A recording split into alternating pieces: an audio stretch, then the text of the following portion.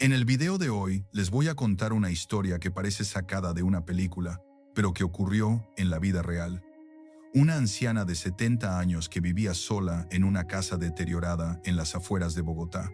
Un vagabundo sin nombre ni pasado que tocó su puerta una noche de tormenta, y un secreto guardado durante décadas que cambiaría ambas vidas para siempre. Lo que comenzó como un simple acto de caridad se transformó en algo que ninguno de los dos esperaba. Quédense hasta el final, porque esta historia los dejará sin palabras. Si les gustan las historias reales que tocan el corazón, no olviden dar like y activar la campanita. En un barrio olvidado al sur de Bogotá, donde las calles de tierra se convertían en lodazales cada vez que llovía y las casas parecían sostenerse unas a otras para no caer, vivía una mujer llamada Irene Salazar. Tenía 70 años, pero aparentaba 80. Su espalda estaba encorvada por décadas de trabajo duro. Sus manos eran nudosas y deformadas por la artritis, y su rostro estaba surcado por arrugas profundas que contaban historias de dolor que nadie había escuchado. La casa donde vivía era una estructura de ladrillo a medio terminar, que su esposo había comenzado a construir 30 años atrás y que nunca completó. El techo de zinc tenía agujeros por donde entraba la lluvia. Las ventanas eran simples huecos cubiertos con plástico, y la puerta principal colgaba de una sola bisagra oxidada. No había agua caliente. La electricidad era un lujo que se cortaba cada 2 días. El baño estaba afuera, en un cobertizo que olía a humedad y abandono. Irene vivía completamente sola. Su esposo, Fernando, había muerto 7 años atrás de cirrosis hepática después de 40 años de matrimonio y 40 años de alcoholismo. Fue un hombre violento durante toda su vida. Golpeaba a Irene cuando estaba borracho, que era casi siempre. La insultaba, la humillaba frente a vecinos y familiares. Le decía que era una inútil, que no servía para nada, que nadie la querría jamás. Y ella se quedó, porque no tenía a dónde ir, porque no tenía dinero propio, porque en esos tiempos las mujeres simplemente aguantaban. Tuvieron 3 hijos. El mayor, Andrés, se fue a los 17 años y nunca más volvió. Nadie sabía dónde estaba, si estaba vivo o muerto, si tenía familia, si pensaba alguna vez en su madre. Simplemente desapareció una noche, después de una pelea especialmente brutal con su padre, y el vacío que dejó nunca se llenó. La segunda hija, Patricia, se casó a los 19 con el primer hombre que le prometió sacarla de esa casa. Se mudó a Cali y cortó todo contacto con la familia. Llamaba una vez al año, en Navidad, conversaciones breves e incómodas, llenas de silencios pesados. Nunca visitaba, nunca enviaba dinero, nunca preguntaba cómo estaba su madre. Era como si Irene fuera un capítulo cerrado de un libro que prefería olvidar. El hijo menor, Ricardo, era el único que mantenía contacto, pero ese contacto era más una maldición que una bendición. Ricardo había heredado todos los vicios de su padre y ninguna de sus escasas virtudes. Era adicto a la marihuana, al bazuco, a cualquier cosa que lo hiciera olvidar su vida miserable. Aparecía en la casa de Irene cada 2 o 3 meses, siempre a altas horas de la noche, siempre sucio y desesperado, siempre pidiendo dinero que decía necesitar para comer, pero que todos sabían terminaría en drogas. Irene le daba lo poco que tenía, no porque fuera tonta, no porque no supiera la verdad, sino porque era su hijo, y una madre no abandona a sus hijos, sin importar cuánto daño le hagan. Era un amor tóxico y destructivo, pero era el único amor que le quedaba en el mundo. La pensión de Irene era de 350,000 pesos mensuales, una miseria que apenas alcanzaba para arroz, panela, papa y alguna que otra libra de pollo. Muchas noches se acostaba sin cenar, no porque no hubiera comida, sino porque prefería guardarla para el desayuno del día siguiente o para cuando Ricardo apareciera pidiendo. Su rutina era monótona y gris. Despertaba a las 5 de la mañana con el cuerpo adolorido. Calentaba agua en una olla sobre un anafre a querosene. Se preparaba una agua de panela con pan viejo que compraba a mitad de precio en la tienda del barrio. Pasaba el día haciendo tareas domésticas que nunca terminaban, porque la casa se caía a pedazos más rápido de lo que ella podía repararla. A las 11 de la mañana, caminaba 15 cuadras hasta el centro del barrio donde había una iglesia católica pequeña. Entraba, Se sentaba en la última banca y rezaba. Rezaba por sus hijos. Rezaba por su esposo muerto cuya alma esperaba que Dios hubiera perdonado, aunque ella no pudiera. Rezaba por sí misma, por fuerzas para seguir adelante, aunque no supiera muy bien por qué seguir adelante. Por las tardes veía televisión en un aparato viejo, que tenía más de 20 años, y cuya imagen era borrosa y llena de rayas. Veía novelas, programas de concursos, noticieros que hablaban de un país que no reconocía, de políticos que robaban millones mientras ella contaba monedas para comprar sal, y así pasaban los días, iguales, vacíos, esperando algo que nunca llegaba, o tal vez esperando simplemente que todo terminara. Pero una noche de octubre, cuando una tormenta feroz azotaba Bogotá, con vientos que arrancaban techos y lluvias que inundaban calles, todo cambió. Eran las 10 de la noche. Irene estaba acostada en su cama estrecha cubierta con 3 cobijas viejas, porque hacía un frío que calaba hasta los huesos. La casa temblaba con cada ráfaga de viento. El techo de zinc hacía un ruido ensordecedor, como si 1000 tambores tocaran al mismo tiempo.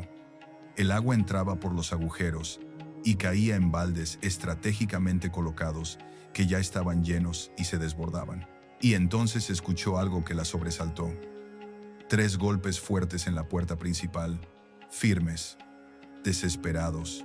Irene se quedó inmóvil. Nadie tocaba su puerta a esas horas. Nadie tocaba su puerta nunca. Su corazón comenzó a latir más rápido. Pensó en Ricardo.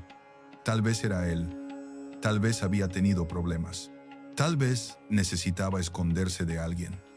O tal vez era un ladrón, un asaltante aprovechando la tormenta para atacar casas vulnerables. Los golpes se repitieron, más fuertes, más urgentes. Irene se levantó con dificultad, sus rodillas crujiendo dolorosamente. Caminó descalza sobre el piso de cemento helado hasta la puerta. Acercó su oído. «¿Quién es?», preguntó con voz temblorosa. «Por favor», respondió una voz masculina desde afuera, apenas audible sobre el ruido de la tormenta. «Por favor, ayúdeme. Necesito refugio». No era la voz de Ricardo. Era una voz desconocida, ronca, cansada, desesperada. Todas las alarmas en la cabeza de Irene se encendieron. No debía abrir. Era peligroso. Pero había algo en esa voz que la conmovió. Un dolor que reconocía, una soledad que entendía. Con manos temblorosas, abrió la puerta apenas una rendija. La luz tenue de su bombilla iluminó parcialmente la figura que estaba afuera. Era un hombre, alto, delgado hasta la desnutrición, completamente empapado. Su ropa eran harapos, que alguna vez fueron pantalones y camisa, pero ahora eran solo trapos sucios pegados a su cuerpo. No llevaba zapatos. Sus pies estaban cubiertos de lodo y sangre. Su cabello largo y enmarañado le caía sobre el rostro, ocultando sus facciones. Su barba era espesa y descuidada. Olía a humedad, a mugre, a desesperación. «Por favor», repitió él, sin levantar la mirada. «Solo esta noche. Mañana me voy. Lo prometo». Irene sabía que debía cerrar la puerta, que era una locura dejar entrar a un desconocido. Pero miró esos pies descalzos sangrando sobre el barro. Miró ese cuerpo temblando de frío y pensó en Jesús. En las enseñanzas de la iglesia sobre ayudar al necesitado, en todas esas veces que ella había necesitado ayuda y nadie se la había dado. Abrió la puerta completamente. Entredijo simplemente. El hombre levantó la cabeza por primera vez. Sus ojos eran oscuros, hundidos en cuencas profundas, rodeados de ojeras que parecían moretones. Tenía cicatrices en el rostro. Una especialmente grande cruzaba su mejilla izquierda desde la oreja hasta la barbilla. Pero en esos ojos había algo más que dolor. Había sorpresa, como si no esperara que alguien realmente abriera. Entró lentamente, como si temiera que fuera una trampa o que ella cambiara de opinión. Dejaba huellas de lodo y agua en el piso de cemento. «Espere aquí», dijo Irene. Fue a su habitación y regresó con una toalla vieja y áspera, lo único que tenía para ofrecerle. «Séquese», le dijo, extendiéndole la toalla. El hombre la tomó con manos sucias y temblorosas. Se secó la cara, el cabello, los brazos, pero seguía temblando. «¿Tiene hambre?», preguntó Irene. Él asintió sin decir palabra. Irene fue a la cocina, No tenía mucho. Quedaba media olla de arroz del día anterior y 2 huevos. Calentó el arroz sobre el anafre y preparó los huevos revueltos. Lo sirvió en un plato desportillado y se lo llevó. Siéntese, le dijo señalando la única silla que tenía en la sala, junto a una mesa pequeña y coja. El hombre se sentó y comenzó a comer. No con la desesperación de alguien muriendo de hambre, sino con cuidado, masticando despacio, como si quisiera que durara, como si no supiera cuándo volvería a comer. Irene lo observó en silencio. Ahora que estaba bajo la luz, podía verlo mejor. Tenía alrededor de 45 o 50 años, aunque era difícil saberlo con certeza. La vida en la calle envejece rápido. Su piel estaba curtida por el sol y el clima. Sus manos eran callosas y ásperas. Su ropa estaba tan sucia que era imposible distinguir el color original. Cuando terminó de comer, el hombre dejó el plato sobre la mesa y miró a Irene por primera vez con atención. Gracias, dijo con voz ronca, que sonaba como si no la hubiera usado en mucho tiempo. No sabe lo que significa esto. ¿Cómo se llama?, preguntó Irene. El hombre dudó. Sus ojos se desviaron hacia el piso. No importa mi nombre. Si va a dormir en mi casa, quiero saber cómo llamarlo. Otro silencio largo. Finalmente respondió: llámeme Julián. No sonaba como su nombre real. Sonaba como algo que había inventado en ese momento. Pero Irene no insistió. Puede quedarse esta noche, dijo ella. Mañana, cuando pare la lluvia, tendrá que irse. Entiendo, gracias. Irene le dio una cobija vieja y le señaló un rincón de la sala donde podía acostarse sobre un pedazo de espuma que usaba como sofá. El baño está afuera, a la derecha. Julián asintió. Irene regresó a su habitación y cerró la puerta. No tenía cerrojo. Si él quería hacerle daño, podría entrar fácilmente. Pero algo le decía que no lo haría. Tal vez era intuición, tal vez era fe, o tal vez simplemente estaba demasiado cansada para tener miedo. Se acostó pero no pudo dormir. Escuchaba los sonidos de la casa, el viento, la lluvia, la respiración pesada de Julián desde la sala, y se preguntaba qué había hecho. Si había sido un acto de bondad o de locura. A la mañana siguiente, cuando Irene despertó pasadas las 6, el sol ya había salido y la tormenta había pasado. Se levantó con cautela y abrió la puerta de su habitación. Julián seguía ahí, dormido en el rincón, enrollado en la cobija como un niño. Su respiración era profunda y tranquila. Era la primera vez en quién sabe cuánto tiempo que dormía bajo techo. Irene fue a la cocina y preparó agua de panela. El olor despertó a Julián. Se incorporó rápidamente, desorientado, como si hubiera olvidado dónde estaba. Cuando vio a Irene, se relajó. «Buenos días», dijo ella ofreciéndole una taza humeante. «Buenos días, gracias». Bebió el agua de panela en silencio. Luego se puso de pie con dificultad. Sus músculos estaban rígidos. «Ya me voy», dijo doblando la cobija cuidadosamente. «Gracias por todo». «Espere», dijo Irene. No sabía por qué lo detenía, pero las palabras salieron solas. «¿Tiene a dónde ir?». Julián la miró sin responder. La respuesta era obvia. «Puede quedarse otro día», dijo Irene, «pero va a tener que ayudarme con algunas cosas en la casa». Julián parpadeó sorprendido. «¿En serio? El techo tiene agujeros. La puerta está a punto de caerse. Necesito a alguien que me ayude. ¿Sabe hacer reparaciones?». «Sé un poco de todo», respondió Julián. «Entonces quédese. Le doy comida y techo. Usted me ayuda con la casa. ¿Trato?». Julián miró a Irene como si fuera un ángel caído del cielo. «Trato», respondió con voz quebrada. Y así comenzó un arreglo extraño que ninguno de los dos planeó. Si les está gustando esta historia, déjenme saber en los comentarios qué piensan de Irene y de Julián. Y si no están suscritos, no olviden hacerlo para más historias como esta. Julián resultó ser sorprendentemente hábil. El primer día arregló la puerta con herramientas improvisadas que encontró en un cobertizo olvidado en el patio trasero. Usó clavos viejos enderezados con una piedra y bisagras rescatadas de una ventana rota. La puerta quedó firme. Cerraba correctamente por primera vez en años. El segundo día subió al techo, descalzo porque no tenía zapatos, y comenzó a reparar los agujeros usando pedazos de zinc que encontró tirados en el barrio. Era peligroso. El techo estaba resbaladizo y frágil, pero lo hizo con cuidado y destreza que hablaban de experiencia. El tercer día arregló un grifo que goteaba hace meses y que desperdiciaba agua preciosa. Limpió las canaletas obstruidas. Reforzó una pared que amenazaba con derrumbarse. Irene lo observaba trabajar con una mezcla de gratitud y curiosidad. No hablaba mucho, solo trabajaba. Cuando ella le ofrecía comida, agradecía con monosílabos y comía en silencio. Por las noches dormía en su rincón sin quejarse del frío ni de la incomodidad. Pasó una semana, luego 2, luego un mes. Julián nunca pidió quedarse más tiempo.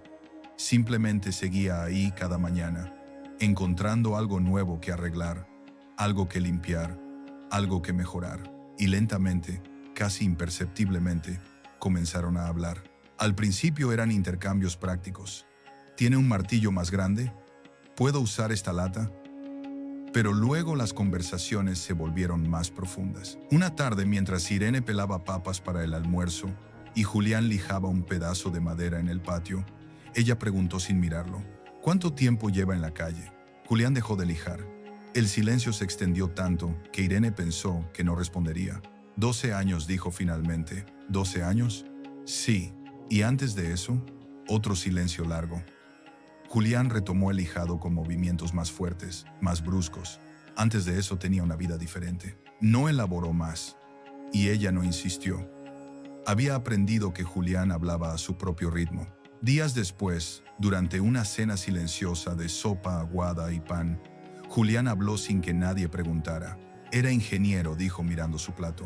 Trabajaba en una empresa de construcción. Tenía esposa, 2 hijas, una casa en el norte de Bogotá. No era rico, pero tampoco pasábamos necesidades. Irene dejó de comer y lo miró con atención. ¿Qué pasó? Julián respiró profundo, como preparándose para decir algo que había mantenido enterrado durante años. Comencé a beber. Al principio solo los fines de semana, luego también entre semana. Para manejar el estrés del trabajo, me decía, pero la verdad era que no sabía cuándo parar. El alcohol se volvió más importante que todo. Llegaba borracho a casa, faltaba al trabajo, gastaba el dinero en licor en lugar de pagar cuentas. Su voz se quebró ligeramente. Mi esposa me aguantó años, me rogó que buscara ayuda. Yo prometía cambiar y nunca cambiaba. Hasta que un día llegué a casa y ya no estaban. Se habían ido. Dejaron una nota diciendo que no podían más, que las niñas merecían un padre mejor, que yo merecía tocar fondo para despertar. Irene sintió un nudo en la garganta. Perdí el trabajo poco después. Perdí la casa. Perdí todo. Y en lugar de buscar ayuda, me hundí más. Viví con amigos hasta que me echaron. Dormí en hoteles baratos hasta que se acabó el dinero. Y luego simplemente quedé en la calle. 12 años ahí, bebiendo lo poco que conseguía, odiándome un poco más cada día. ¿Y dejó de beber? Hace 6 meses, respondió Julián. Una noche casi me muero. Desperté en un hospital público. Un médico me dijo que mi hígado estaba destrozado, que si seguía bebiendo estaría muerto en meses. Algo en esas palabras me asustó de verdad. Decidí que si iba a morir, al menos no sería borracho. ¿Ha intentado buscar a su familia? Julián negó con la cabeza. No tengo derecho, les destruí la vida. Lo mejor que puedo hacer por ellas es desaparecer. Dejarlas en paz. No creo que una madre quiera que su hijo desaparezca, dijo Irene, con suavidad, sin importar lo que haya hecho. Julián la miró con ojos llenos de dolor. Usted tiene hijos, ¿verdad? 3. ¿Y la visitan? Irene bajó la mirada. No mucho. Entonces sabe que a veces el amor no es suficiente. A veces el daño es demasiado grande. Y en ese momento, en esa cocina humilde iluminada apenas por una bombilla débil, 2 almas rotas se reconocieron mutuamente. Los meses pasaron. Julián seguía ahí. La casa estaba casi completamente reparada. El techo ya no goteaba. Las ventanas tenían vidrios rescatados de una casa abandonada del barrio. La puerta cerraba perfectamente. Julián incluso había construido un pequeño jardín en el patio, usando semillas que pidió a vecinos y tierra que trajo en baldes desde un lote vacío. Tomates, cilantro, cebollas, pequeñas plantas que crecían tímidamente pero crecían. Irene las regaba cada mañana con una devoción que no había sentido por nada en años. La rutina se estableció naturalmente. Irene cocinaba. Julián trabajaba en la casa o ayudaba a vecinos que empezaron a pedir sus servicios para pequeñas reparaciones. Le pagaban poco, a veces solo con comida, pero Julián agradecía cada trabajo. Por las noches cenaban juntos, hablaban de todo y de nada, de la vida que tuvieron, de la vida que perdieron, de la vida que tal vez aún podrían tener. Una noche de diciembre, mientras preparaban la cena de Nochebuena, comida simple de tamales que una vecina les había regalado, Irene recibió una llamada. Era Patricia, su hija. «Mamá, feliz Navidad», dijo la voz distante al otro lado. «Feliz Navidad, hija. ¿Cómo está?» «Bien, bien». Silencio incómodo. «¿Y usted?» «Todos bien», creciendo rápido. Más silencio. «Mamá, quería decirle que este año tampoco vamos a poder visitarla. Es que el pasaje está muy caro y...» «Está bien», interrumpió Irene. «No se preocupe». «¿Segura?» «Segura. Cuídese mucho. Usted también. La llamamos en Año Nuevo». Colgaron. Irene se quedó mirando el teléfono viejo colgado en la pared. Julián, que había escuchado todo desde la cocina, se acercó. «¿Está bien?» Irene intentó sonreír, pero una lágrima rodó por su mejilla. «Es difícil», dijo con voz quebrada. «Ser madre, dar todo y recibir tan poco». Julián puso su mano en el hombro de Irene. Era la primera vez que la tocaba en todos esos meses. «Para lo que vale», dijo con suavidad. «Usted me salvó la vida. Si no me hubiera abierto esa puerta aquella noche, probablemente estaría muerto. Me dio más de lo que merecía. Un techo, comida, dignidad. Usted es mejor madre para un extraño que muchos lo son para su propia sangre». Irene lloró entonces. Lloró como no había llorado en años, por sus hijos ausentes, por su esposo muerto, por su vida desperdiciada, pero también lloró de alivio, porque por primera vez en décadas no estaba completamente sola, y Julián la abrazó. Un abrazo torpe pero sincero, de dos náufragos aferrándose uno al otro en medio de la tormenta. Pasó otro año, luego otro. Julián nunca se fue. Ya no dormía en el rincón de la sala, sino en la segunda habitación que había reparado y convertido en un cuarto simple pero digno. Tenía una cama que rescató de la basura y arregló. Tenía ropa donada por vecinos que ya no lo veían como el vagabundo peligroso, sino como parte del barrio. Irene había mejorado también. Ya no se veía tan demacrada. Comían mejor porque con el dinero que Julián ganaba con trabajos ocasionales, podían comprar más comida. Ya no pasaba días enteros sin hablar con nadie. Tenía compañía, tenía propósito. El jardín creció. Ya no eran solo tomates y cebollas. Julián había plantado flores también, rosas rescatadas de jardines abandonados, geranios, margaritas. La casa gris y fea ahora tenía color. Los vecinos chismoseaban, por supuesto. ¿Qué hacía ese hombre en casa de doña Irene? ¿Qué tipo de relación tenían? Pero los chismes se apagaron cuando vieron que Julián trabajaba honestamente, que cuidaba de ella, que la casa mejoraba cada día. Una tarde de mayo, 3 años después de aquella noche de tormenta, Ricardo apareció de nuevo. Llegó gritando y golpeando la puerta. Estaba visiblemente drogado. Sus ojos eran 2 agujeros negros. Su cuerpo temblaba. «Mamá, ábrame. Necesito plata». Irene abrió la puerta asustada. «Ricardo, hijo, no me venga con cuentos. Necesito plata ahora». «No tengo». «Mentirosa, siempre tiene guardado. Deme la plata». Ricardo empujó a su madre hacia adentro. Ella cayó contra la mesa. El golpe fue fuerte, y en ese momento apareció Julián. Había estado en el patio trabajando en el jardín. «Fuera de esta casa», dijo con voz firme pero calmada. Ricardo se volvió hacia él con ojos inyectados de odio. «¿Y usted quién es?» «Alguien que no va a dejar que le falte el respeto a esta mujer». «¿Así?» Ricardo se acercó tambaleándose. «¿Y qué va a hacer? ¿Pegarme?» «Si es necesario». Hubo un momento de tensión absoluta, pero algo en la mirada de Julián, en su postura firme, en su determinación, hizo que Ricardo retrocediera. «Esto no se queda así», murmuró Ricardo. «Usted no es nadie en esta familia, y tú tampoco pareces serlo», respondió Julián. Un hijo de verdad no trataría así a su madre. Ricardo escupió al suelo y salió dando tumbos. «¿Está bien?», preguntó Julián, ayudándola a levantarse. «Sí, sí, gracias. No puedes seguir dándole dinero cuando viene así. Es mi hijo. Es un adicto que la está usando. Y usted lo sabe». Irene no respondió porque sabía que tenía razón. Siempre lo había sabido. Esa noche, mientras cenaban en silencio, Irene miró a Julián y dijo algo que llevaba meses queriendo decir. Usted es la familia que elegí. Ricardo es la familia que me tocó. Y me quedó con la que elegí. Julián sintió un nudo en la garganta. Yo también respondió. Cuando Irene cumplió 75 años, Julián organizó una pequeña celebración.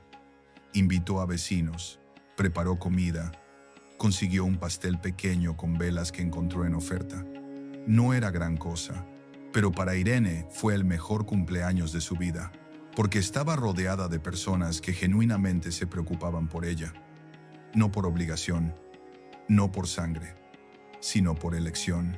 Al final de la noche, cuando todos se habían ido y ella y Julián limpiaban juntos, Irene dijo, ¿sabe qué aprendí en estos años? ¿Qué?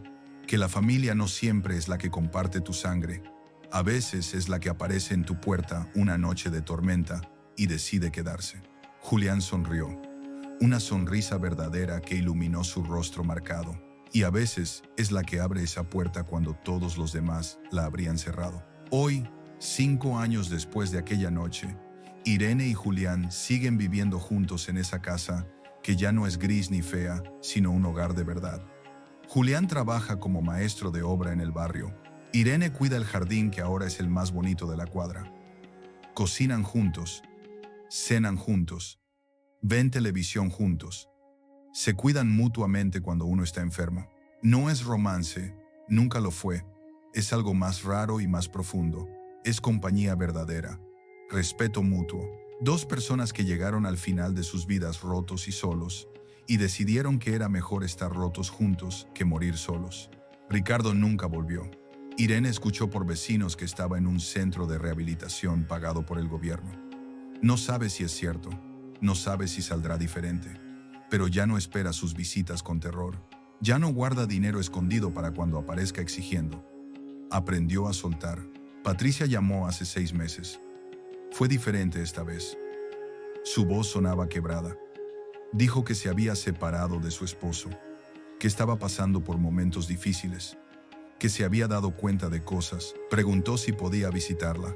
Irene dijo que sí. Cuando Patricia llegó con sus 2 hijos adolescentes, a los que Irene apenas conocía, se sorprendió de encontrar la casa transformada, limpia, pintada, con flores en el jardín, y se sorprendió aún más de encontrar a Julián. ¿Quién es él?, preguntó Patricia con desconfianza. Es la persona que me salvó la vida, respondió Irene simplemente.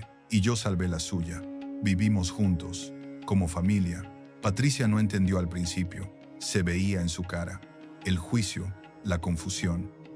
¿Cómo podía su madre vivir con un extraño, un ex vagabundo? Pero durante los 3 días que se quedó, observó.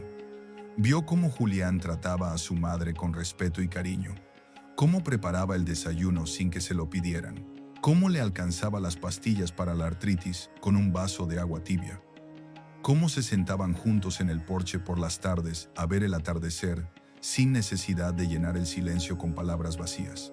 Vio algo que ella nunca había dado a su madre: presencia, tiempo, atención real.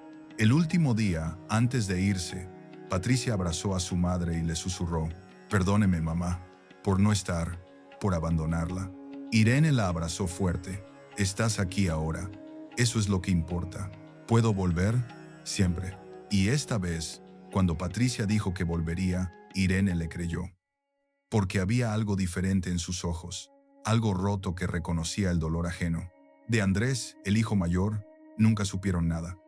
Irene ha hecho las paces con esa ausencia. No todos los capítulos de la vida tienen cierre. Algunos simplemente quedan abiertos. Y está bien. La vida sigue de todos modos.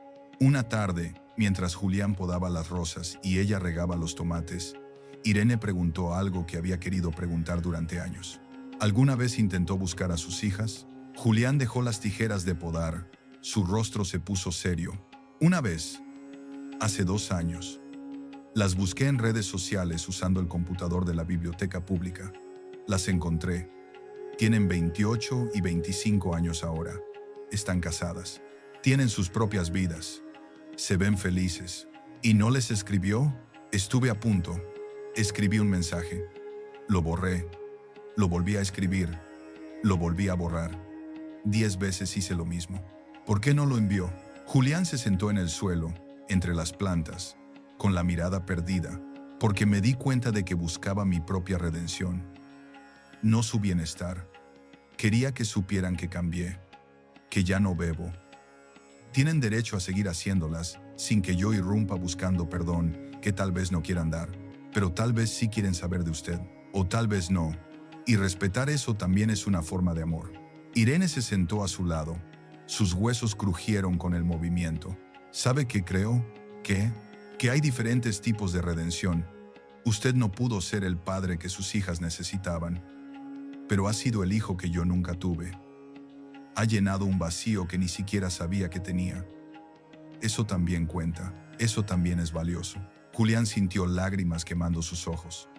No lloró, había olvidado cómo, pero las lágrimas estaban ahí.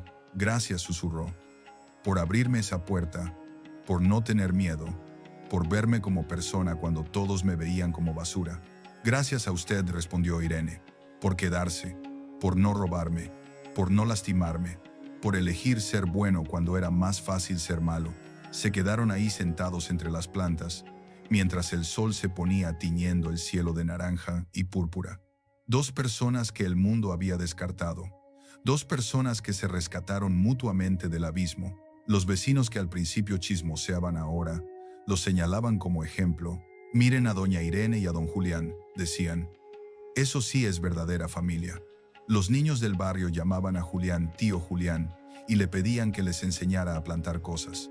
Irene horneaba pan de bonos en un hornito que Julián le había comprado con sus ahorros y los regalaba a quien pasara. La casa ya no era la estructura gris y triste del pasado. Era un hogar lleno de vida, con música saliendo por las ventanas, con olor a comida recién hecha, con risas, con paz. Un día, un trabajador social del barrio llegó preguntando por Julián. Traía noticias. Su exesposa lo había estado buscando, no para reclamar, no para insultar, sino porque una de sus hijas, la menor, estaba enferma. Necesitaba un trasplante de riñón. Habían hecho todas las pruebas con familiares directos y ninguno era compatible. Querían saber si él estaría dispuesto a hacerse los exámenes. Julián se quedó paralizado. Todas las emociones que había guardado durante años explotaron de golpe. Miedo, esperanza, culpa, amor. No tienen que perdonarme, dijo, con voz temblorosa. Solo necesito saber si puedo ayudar. Las pruebas se hicieron. Julián era compatible. La cirugía se programó para 2 meses después, en un hospital público, donde los costos serían cubiertos por el sistema de salud. La noche antes de la operación, Irene preparó la cena favorita de Julián: arroz con pollo, ensalada, jugo de mora. Comieron en silencio, cada uno perdido en sus pensamientos. ¿Y si no sobrevivo?, preguntó Julián de repente. Va a sobrevivir, respondió Irene con firmeza. Pero si no, entonces habrá muerto siendo el héroe que siempre debió ser, el padre que salva a su hija. Julián sonrió con tristeza. ¿Me extrañará? Irene lo miró con ojos brillantes. Cada día de lo que me quede de vida. La cirugía fue exitosa. Tanto Julián como su hija se recuperaron bien. Mientras estaba en el hospital, sus 2 hijas lo visitaron. No fue un reencuentro de película con abrazos y lágrimas inmediatas. Fue incómodo, tenso, lleno de palabras que no sabían cómo decir. Pero la hija mayor, Laura, dijo algo que Julián nunca olvidará. No sé si algún día podré perdonarte completamente por los años que perdimos, pero hoy le diste la vida a mi hermana, y eso significa algo. Significa que la persona que fuiste no es la persona que eres ahora. Fue suficiente. No era perdón total, pero era un comienzo. Cuando Julián regresó a casa después de 3 semanas en el hospital, Irene lo estaba esperando en la puerta. Había cocinado sancocho, había limpiado la casa hasta que brillaba, había puesto flores frescas en su habitación. Bienvenido a casa, dijo simplemente. Y Julián supo que esas eran las palabras más hermosas que había escuchado en su vida. Bienvenido a casa, porque tenía una casa, tenía un lugar en el mundo, tenía a alguien esperándolo. Hoy, Irene tiene 78 años, Julián tiene 53. Siguen viviendo juntos en esa casa del sur de Bogotá, que alguna vez fue un lugar de dolor y ahora es refugio de paz. El jardín sigue creciendo, la casa sigue mejorando y ellos siguen cuidándose mutuamente. Las hijas de Julián lo visitan ocasionalmente. No es frecuente, pero es real. Traen a sus hijos, los nietos que Julián nunca pensó conocer. Se quedan unas horas, conversan. Los niños juegan en el jardín y lentamente, visita a visita, se construye algo nuevo. No es lo que fue, nunca lo será, pero es algo. Patricia visita a Irene cada 2 meses. A veces se queda el fin de semana completo, ayuda en la casa, cocina con su madre. Hablan de cosas que nunca hablaron, de dolores compartidos, de errores cometidos, de segundas oportunidades. ¿Y Ricardo? Bueno, Ricardo sigue su propio camino. Irene reza por él todas las noches, pero ya no espera, ya no sufre. Aprendió que no puede salvar a quien no quiere ser salvado. Una noche, sentados en el porche bajo un cielo estrellado, Irene le preguntó a Julián, ¿cree en el destino? No sé, respondió él. ¿Por qué? Porque a veces pienso que usted tocó mi puerta esa noche, por alguna razón. Que de todas las casas del barrio, llegó a la mía porque algo más grande lo guió. Julián pensó en eso durante largo rato. O tal vez dijo finalmente fue pura casualidad. Vi una luz, toqué, y usted abrió. Pero la casualidad se volvió destino porque ambos elegimos hacer algo con ella. Usted pudo cerrarme la puerta, yo pude robarle e irme, pero ninguno de los dos hizo eso. Y esa elección, esa decisión de ser buenos cuando no había razón para hacerlo, eso sí creo que tiene significado. Irene asintió lentamente. Tiene razón, el destino no es lo que nos pasa, es lo que hacemos con lo que nos pasa. Y en ese momento, en ese porche pequeño de una casa humilde en un barrio olvidado de Bogotá, 2 personas que el mundo había desechado encontraron algo que muchos buscan toda la vida y nunca encuentran. Un hogar verdadero, construido no sobre sangre ni obligación, sino sobre compasión, respeto y la decisión diaria de elegir quedarse. Porque al final, eso es la familia. No quienes comparten tu apellido, sino quienes comparten tu mesa, tu techo, tus silencios y tus tormentas. Quienes te ven en tu peor momento y deciden quedarse de todos modos. Quienes convierten una casa vacía en un hogar lleno. Y si esta historia te tocó el corazón, si llegaste hasta acá y querés seguir viendo historias reales que inspiran, suscríbete al canal. A principios del año 2023, en el Centro Penitenciario Femenino de Las Flores, ubicado en el sector de máxima seguridad destinado a delitos graves, una interna sufrió un desmayo repentino en su celda de aislamiento número 17. Cuando el equipo médico realizó los primeros exámenes, descubrieron una realidad que nadie había imaginado. La reclusa se encontraba en la 20ª semana de embarazo. Sin embargo, esta mujer había permanecido completamente aislada durante casi un año, sin contacto con personal masculino, otras presas, visitantes o cualquier tipo de comunicación externa. La celda no presentaba fallas de seguridad ni brechas en el sistema. Entonces, ¿cómo había ocurrido este embarazo? Esta historia está inspirada en eventos reales que sucedieron en una prisión de Colombia en 2016. Si crees que la vida puede brotar incluso desde las profundidades más oscuras, acompáñame hasta el final de esta extraordinaria narración. En la noche del 12 de octubre de 2022, la tranquilidad envolvía el penitenciario femenino Las Flores.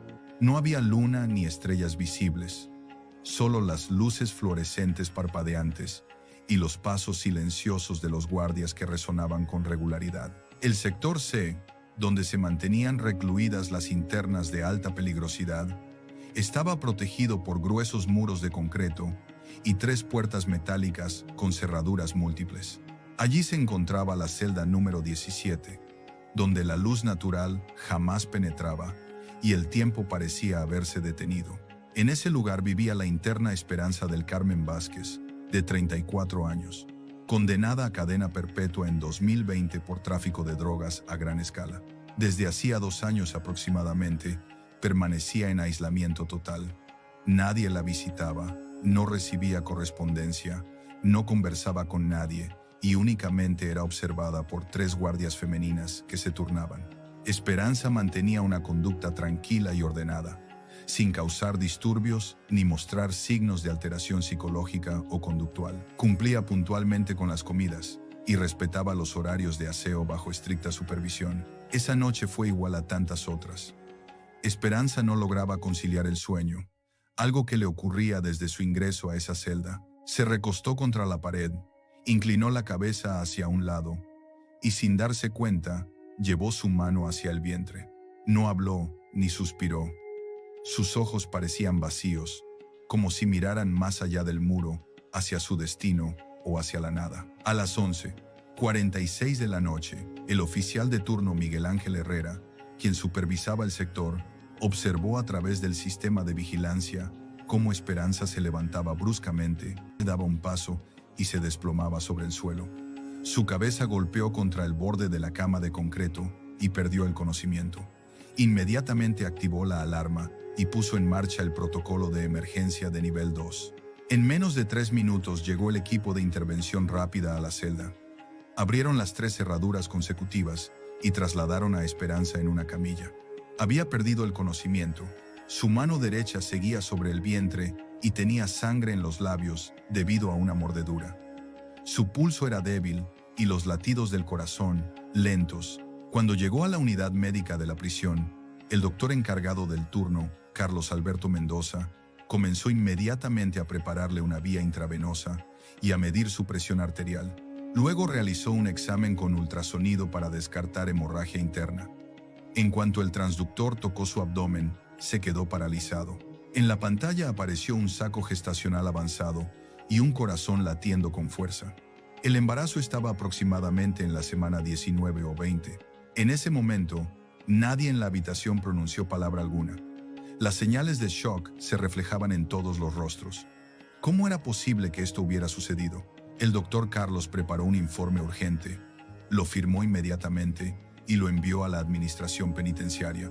Al día siguiente, a las 6 de la mañana, el equipo se reunió en la sala de comando, donde el director de la prisión, Alejandro Morales Jiménez, les presentó el informe. Esta mujer ha estado sola durante casi un año. Nadie ha tenido contacto con ella. Nadie ha entrado a su celda.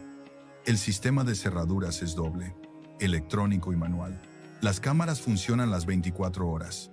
Ahora díganme, ¿cómo quedó embarazada esta mujer?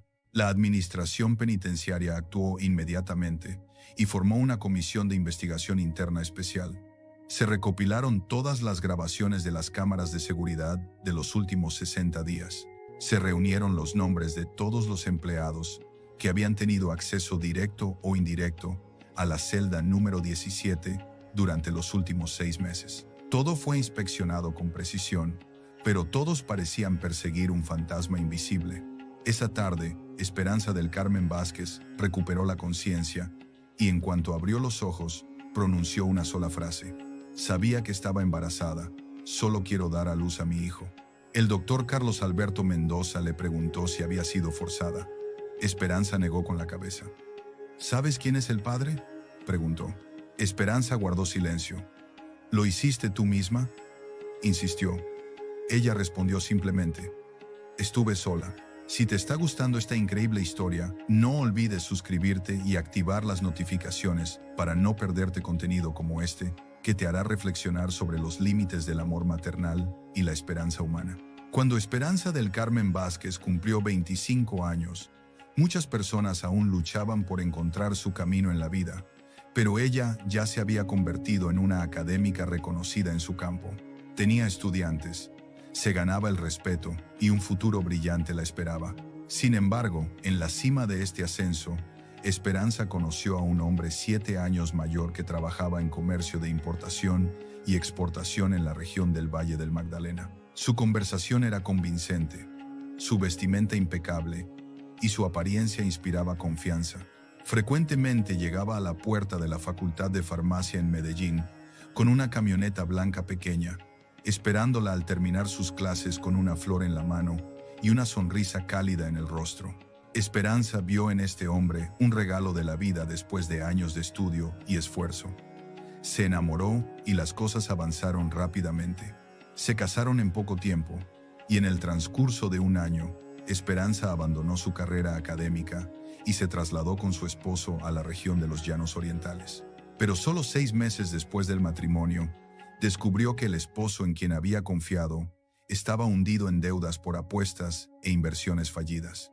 Esperanza no se enojó ni lo abandonó, sino que vendió el apartamento que estaba registrado a su nombre en Medellín y pagó todas sus deudas, esperando que el sacrificio salvara su matrimonio. Pero la vida no le da a todos una segunda oportunidad.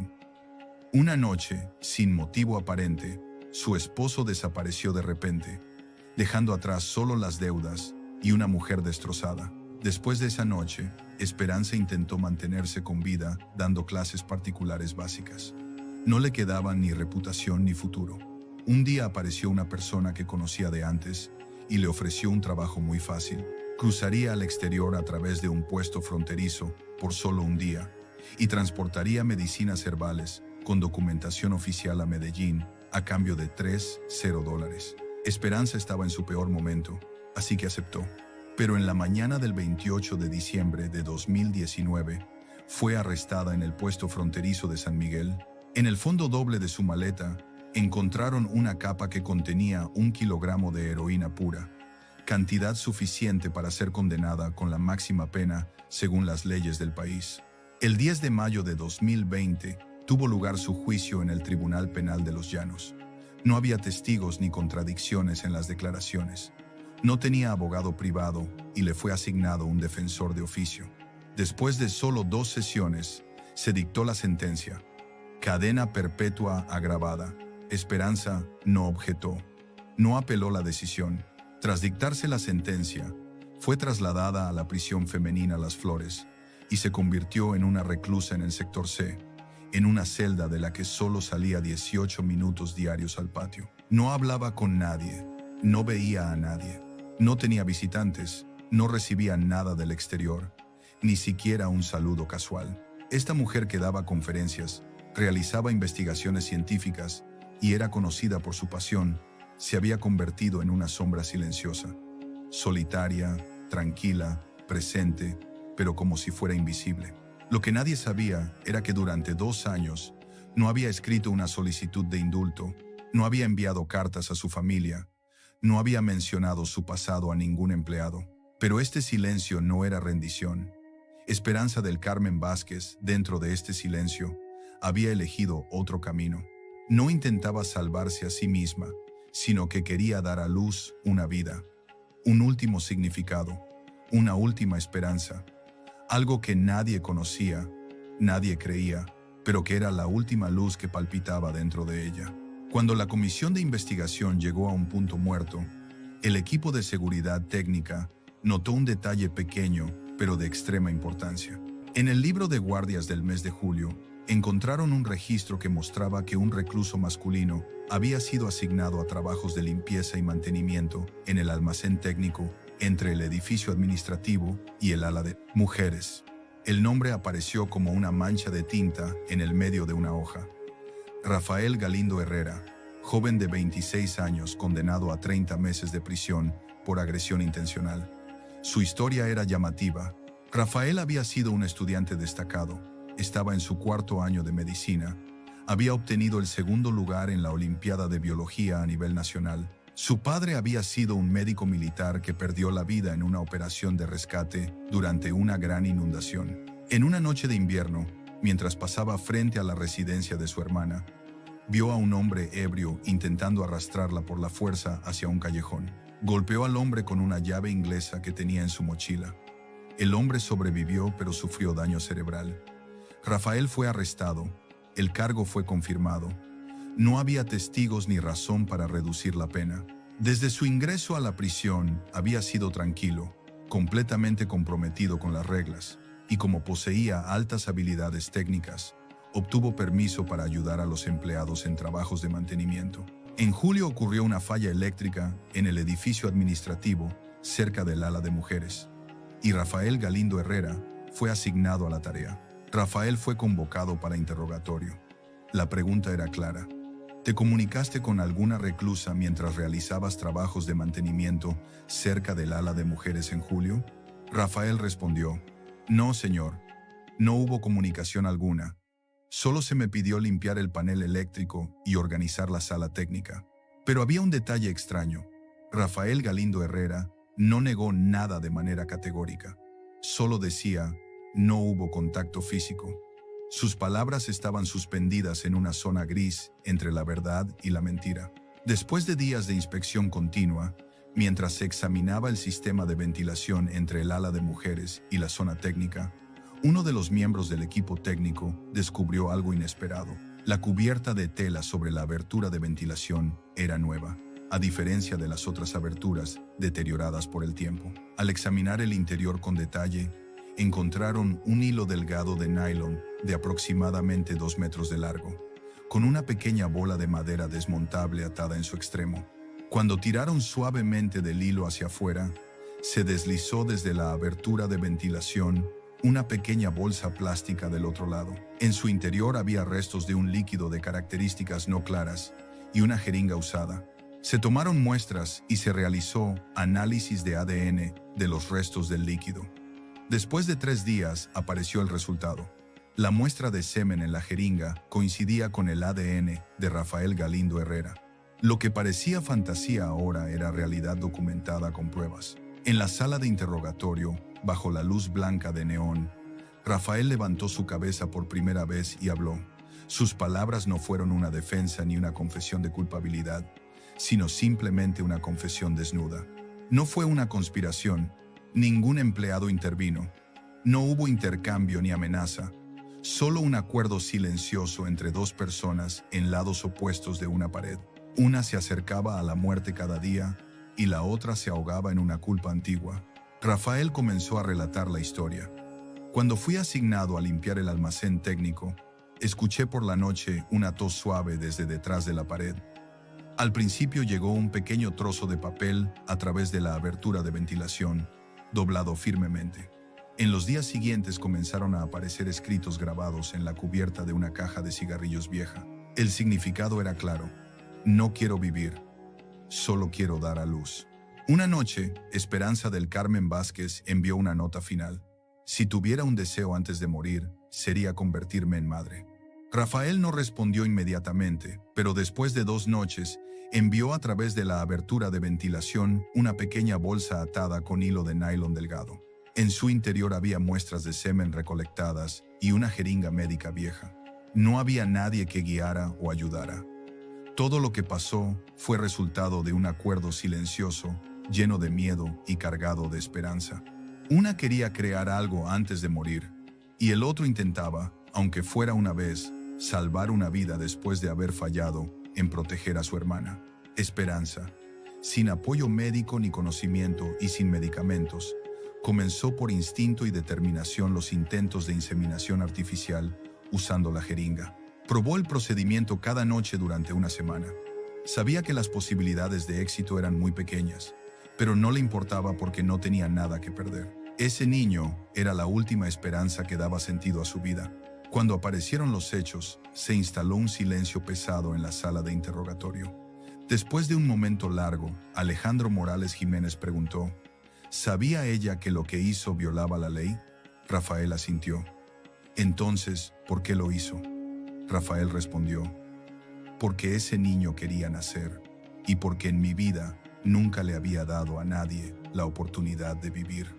En una sesión privada, uno de los empleados de salud le preguntó a Rafael por qué había hecho eso. Su respuesta fue: porque ella no era como las otras.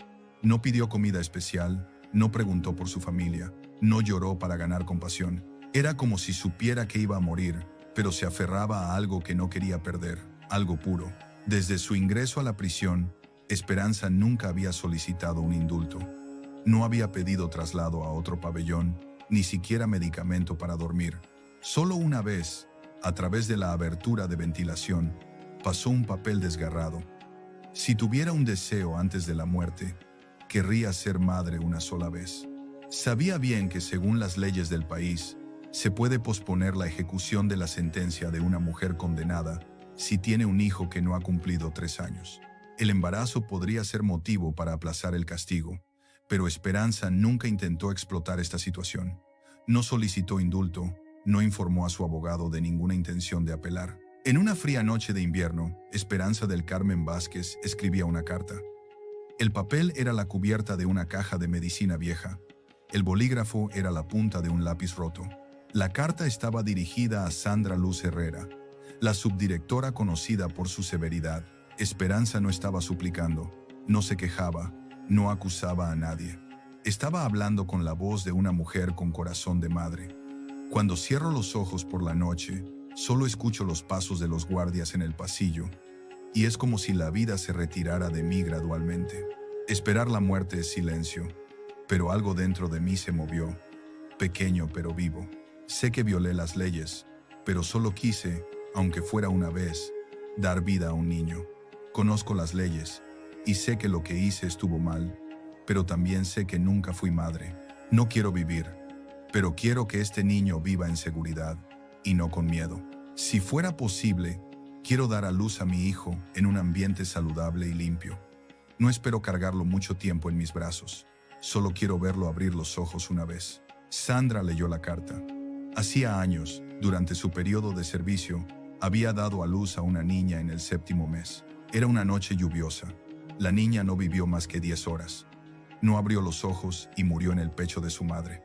Desde ese día, Sandra no se casó ni tuvo hijos. Pero esa noche, al leer las palabras de Esperanza, ya no había muro alguno. Solo dos mujeres, una que había perdido a su hija y otra que nunca había dado a luz, pero desafiaba a la muerte por una oportunidad de ser madre.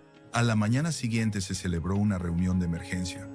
En la sala de reuniones se sentó el director de la prisión con un archivo grueso con cubierta roja. Los sentimientos personales no importan. Lo que me importa son los procedimientos. Una reclusa en una celda de aislamiento de alta seguridad, sin visitas, sin abogado, y aparece embarazada. Esta es una brecha de seguridad. Y en ese momento, Sandra Luz Herrera se puso de pie. Puso la carta de Esperanza frente al director. No niego que Esperanza violó la ley, pero no creo que lo que pasó fuera un plan para obtener reducción de pena. Sandra continuó. Leí su carta. No mencionó en ninguna línea que quería vivir. No culpó a nadie.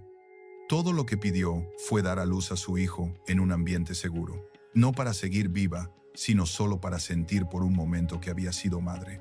El director preguntó, ¿crees entonces que este asunto no es importante? Sandra respondió, no creo que el asunto sea grande o pequeño hoy. Este asunto es la misma diferencia entre la ley y la conciencia.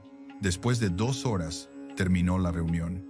Se preparó una solicitud especial, permitir que Esperanza del Carmen Vázquez diera a luz a su hijo bajo supervisión médica completa en un ambiente saludable y seguro. La solicitud fue elevada con la firma de toda la administración de la prisión. En la madrugada del 3 de mayo de 2023, antes de que amaneciera en los llanos orientales, cayeron lluvias torrenciales sobre la ciudad. Alrededor de las 4 de la madrugada, una de las guardias escuchó un sonido inusual. Esperanza estaba acostada de lado, sosteniendo su vientre, empapada en sudor. No llamó a nadie, solo extendió su mano hacia la puerta y tocó el metal en silencio. Fue trasladada inmediatamente a la unidad médica de la prisión. El doctor Carlos Alberto Mendoza se dio cuenta rápidamente de que el parto había comenzado antes de la fecha natural. Era necesario que el parto ocurriera dentro de la prisión. Esperanza no gritó, no lloró. Se aferró al borde de la cama, cerró los ojos y resistió el dolor sola. No había esposa a su lado, ni pariente esperándola. Solo un médico militar, una enfermera mayor y una cama de metal fría y lluvia explotando sobre las paredes. El parto duró 1 hora completa, sin anestesia, sin monitoreo electrónico, sin equipo especializado. Solo manos entrelazadas, susurros suaves diciendo «vamos» y respiración arrancada de su pecho. Al final, Esperanza del Carmen Vázquez entregó de su cuerpo un regalo a la vida. Y entonces, mientras la lluvia seguía golpeando las ventanas sin parar, se escapó el primer llanto de una recién nacida.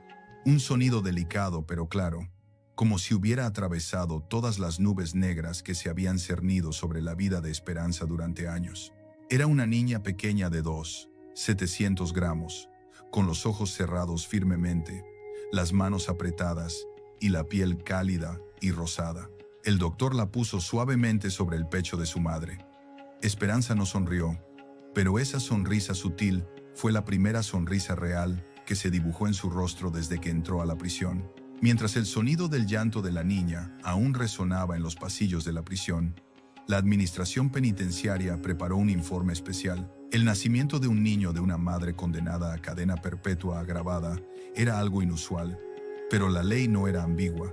La ley establece claramente: se posterga la ejecución de la sentencia si la condenada es madre de un niño que no ha cumplido 3 años.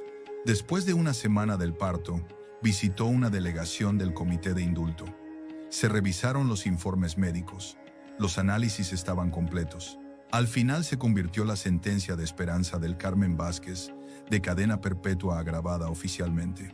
Cuando el empleado legal entregó la decisión a Esperanza, su rostro no cambió. Solo abrazó a su hija y tocó suavemente su pequeño cabello. La niña dormía profundamente y había cambiado la vida de una persona sin saberlo. Esperanza permaneció en su ala aislada, pero las condiciones cambiaron. Tenía su propia cama, una manta limpia, agua caliente diaria y una lista de alimentos especial que se adaptaba a la lactancia materna. Había un horario de exámenes regulares para ella y su hija. Cada mañana la acompañaba una guardia y la llevaba al final del pasillo, donde una pequeña ventana permitía el paso de la luz solar durante 15 minutos. En ese momento, Esperanza arrullaba a su hija en sus brazos. No tenía permiso para teléfono, correspondencia o visitas, pero cada noche en las salas más silenciosas de la prisión de alta seguridad se escuchaba el llanto de una niña. Ese sonido era evidencia viva de que la vida había brotado nuevamente entre paredes marcadas por la muerte. Esperanza escribía cada día unas pocas líneas en un cuaderno pequeño con letras diminutas. No escribía para sí misma, sino para su hija, para no olvidar, para mantener viva esa maravilla en la memoria. En las primeras páginas del cuaderno escribió: «Esta fue mi única oportunidad en la vida. Era solo una sombra, pero de esa sombra nació un corazón, y abracé ese corazón una vez. Pero lo que realmente le devolvió el aliento fue ese niño pequeño». Durante 3 años, Esperanza crió a su hija por sí misma, bajo vigilancia estricta, pero con amor completo. Registraba cada día en un cuaderno pequeño qué le gustaba comer, cuándo dijo mamá por primera vez, el primer paso, la primera caída sin llanto. Nadie le pidió eso, pero escribía porque quería demostrar a sí misma y al mundo que no había sido solo una mujer que cometió un error, sino que se había convertido en madre y vivía por su hija. Pero un día, Esperanza escribió una solicitud a mano pidiendo sacar a su hija de la prisión. No estaba agotada ni había disminuido su amor, pero sabía una cosa: esta niña era inocente. Le había dado vida, pero no había sido creada para vivir entre 4 paredes detrás de cerraduras y esposas, como si fuera castigada por un pecado que no cometió. El día que se suponía que Esperanza del Carmen Vázquez debía despedir a su hija, no pudo llegar a la puerta de la prisión. No había lluvia, pero abrazó a la niña contra su pecho por última vez y enterró su rostro entre sus mechones de cabello delicado que apenas comenzaba a crecer. La niña sonreía. No sabía que se separaría de su madre. No sabía cómo estaba escrito el nombre de su madre en los archivos. Solo extendió su pequeña mano, tocó su mejilla y dijo en un susurro: «Mamá, me gusta más el color verde». Esperanza asintió y había mordido su labio hasta que sangró, pero cuando entregó a su hija, sus manos temblaban, así que se aferró al borde de su vestido para no caer por la tensión. Antes de la despedida entregó un sobre pequeño. No había dinero, juguete o regalo. Solo había una foto, la primera y última foto que reunía a Esperanza y a la niña, y un cuaderno de aproximadamente 80 páginas escrito a mano. En la primera página escribió: «Para mi querida Luz Esperanza, eres lo más hermoso que hice en mi vida. Si lees esto algún día, sepas que tu madre vivió por ti. No para ser perdonada, sino para seguir siendo una gota de luz en la oscuridad de la vida». Se cerró la puerta del automóvil. La niña miró hacia atrás, y a esa edad no habría entendido que la mujer parada allí había sacrificado todo por ella. Pero los ojos de esa mujer dijeron todo. Esperanza ya no era una condenada esperando perdón. En ese momento era solo una madre entregando su vida al mundo exterior mientras ella permanecía detrás de las rejas. En las afueras de un pequeño pueblo en la región de los Llanos Orientales, había una casa vieja con un jardín donde crecían árboles de almendro y albahaca. Frente a ella había una campana pequeña y pollos pasaban por el costado tranquilamente. La gente de allí la llamaba la casa de la tía Esperanza. No había cartel en la puerta ni nombre de asociación registrado. No publicaba fotos ni pedía donaciones. La tía Esperanza era solo una mujer mayor que abría su puerta a quienes no tenían hogar y abrazaba a los niños que habían nacido sin abrazo. Con un salario de jubilación simple y ayuda de algunas amigas viejas, en una mañana de primavera llegó Luz Esperanza. El cielo estaba despejado y las flores comenzaban a abrirse. Solo tenía consigo una empleada, una foto y un cuaderno. La tía Esperanza preguntó tranquilamente: ¿cómo se llama la niña? La empleada respondió: Luz Esperanza. La tía Esperanza sonrió y dijo: luz como la vida y esperanza como lo que sale de la oscuridad. Desde ese día, Luz Esperanza tuvo un hogar.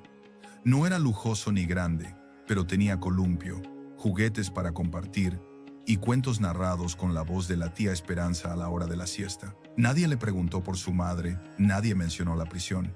Solo personas que la amaban sin condiciones, y cada vez que alguien le decía, tu mamá te quiere, asentía tranquilamente, como si hubiera escuchado eso antes desde un lugar lejano.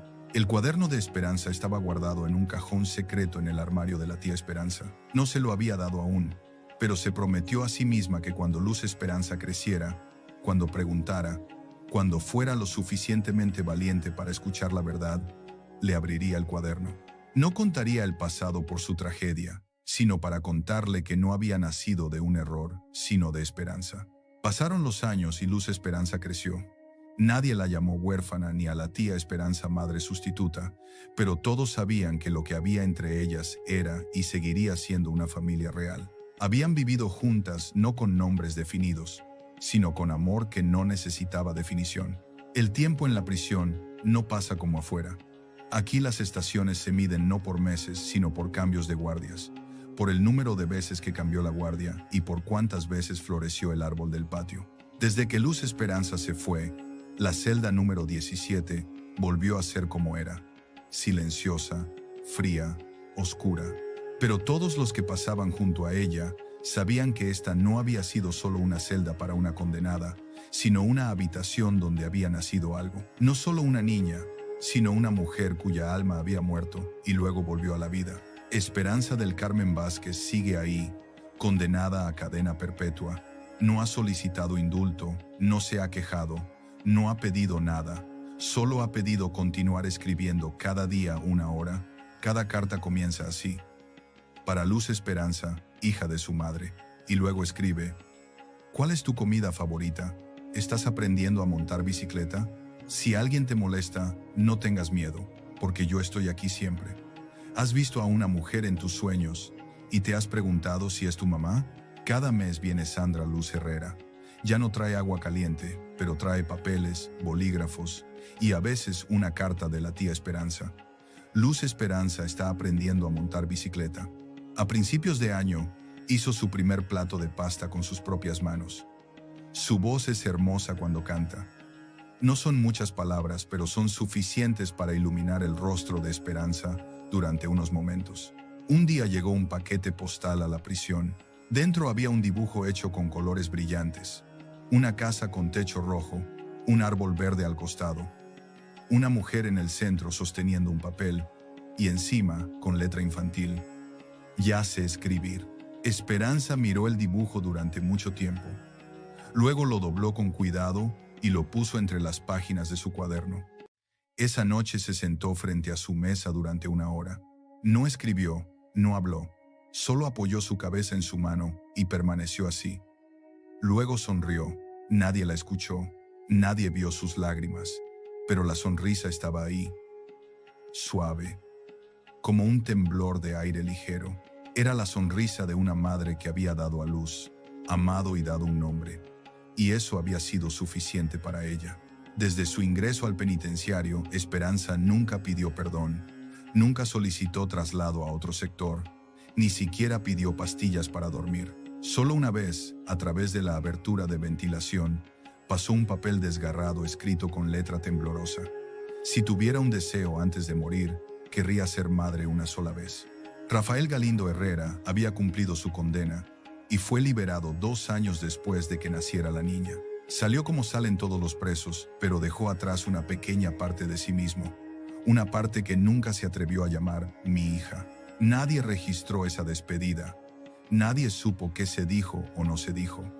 Pero en ese momento, una mujer abrazó a su hija más fuerte contra su pecho y le dio palmaditas suaves en la espalda, como si estuviera liberando una respiración de despedida sin sonido. Han pasado 5 años desde entonces. Luz Esperanza ahora tiene 8 años. Sus ojos brillan, llora poco y ríe mucho, especialmente cuando ve el sol. La vieja sala médica todavía existe. Las paredes han sido pintadas y las puertas renovadas, pero en la esquina donde estaba la cama metálica aún hay una marca, la huella del lugar donde la niña dormía cada noche y su madre se inclinaba sobre ella hasta que se quedara dormida. No quedan muchos en la prisión que sepan que esta niña nació de la esperanza, no del amor, pero uno de los guardias veteranos susurró un día: esta niña es como si no hubiera nacido aquí. En sus ojos hay esperanza. Durante 5 años, Esperanza crió a su hija por sí misma bajo vigilancia estricta, pero con amor completo. Registraba cada día en su pequeño cuaderno qué le gustaba comer, cuándo dijo mamá por primera vez, el primer paso. Nadie le pidió eso, pero escribía porque quería demostrar a sí misma y al mundo que no había sido solo una mujer que cometió un error, sino que se había convertido en madre. Pero sabía algo: esta niña era inocente. Le había dado vida, pero no había sido creada para vivir entre 4 paredes, detrás de cerraduras, como si fuera castigada por un pecado que no cometió. Cuando llegó el momento de despedirse, Esperanza no pudo caminar hasta la puerta de la prisión. Abrazó a Luz Esperanza contra su pecho por última vez y le susurró: eres lo más hermoso que hice en mi vida. Si algún día lees mis cartas, sabrás que tu madre vivió por ti, no para ser perdonada, sino para seguir siendo una gota de luz en la oscuridad. Hoy, Luz Esperanza vive feliz con la tía Esperanza en esa casa con jardín de almendros y albahaca. Cada noche, antes de dormir, la tía Esperanza le cuenta cuentos de madres valientes que dieron todo por amor. Y aunque Luz Esperanza aún no conoce la historia completa de su origen, sabe en su corazón que viene de un lugar donde el amor venció a la desesperanza. Esperanza del Carmen Vázquez permanece en la celda 17, escribiendo cartas que tal vez su hija lea algún día. No busca perdón ni libertad. Encontró su redención en el momento en que escuchó el primer llanto de su bebé. En esas 4 paredes frías, una mujer que había perdido todo, descubrió que todavía podía dar la vida, y ese regalo se convirtió en su mayor victoria. La historia de Esperanza nos recuerda que incluso en los lugares más oscuros, la esperanza puede florecer, que el amor maternal trasciende cualquier barrera, y que a veces los milagros nacen de los corazones más quebrantados. Esta extraordinaria historia nos enseña que la vida siempre encuentra un camino, y que el amor de una madre puede convertir incluso la prisión más fría en un lugar donde nacen nuevas esperanzas. Si esta historia te conmovió tanto como a mí, no olvides suscribirte para más contenido que toca el alma humana.